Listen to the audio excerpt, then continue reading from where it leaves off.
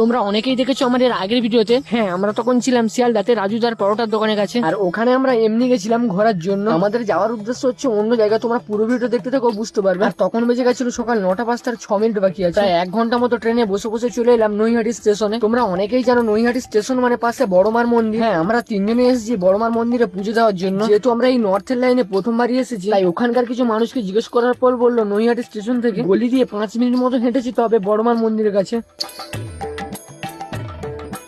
আর আমরা বড়মার মন্দিরে যেতে যেতে একটা দোকান থেকে কিছু ডালা নিয়ে নিয়েছিলাম। আমরা গেছিলাম শনিবার দিন দেখে, আর শনিবার দিন এত ভিড় হবে বুঝতে পারিনি। রোদও প্রচুর পড়েছে, তার মধ্যে গঙ্গা থেকে অনেকে দণ্ডি কেটে যাচ্ছে মায়ের কাছে। বললে বিশ্বাস করবে না তোমরা, শনিবার দিন এত লাইন দেখে আমরা পুরো অবাক হয়ে গেছিলাম। সত্যি বলতে বড়মার কাছে একবার হলেও দর্শন করেছে আলাদাই একটা শান্তি পাবে। আর আমরা ছিলাম লাইনে দাঁড়িয়ে প্রায় 300-400 জনের পর। আমরা বড়মার নাম ধরতে ধরতে কিভাবে জানি না তাড়াতাড়ি 300-400 জনকে পেরিয়ে চলে এলাম বড়মার মন্দিরের সামনে। হ্যাঁ, ধর্ম হোক যার যার, বড়মা সবার।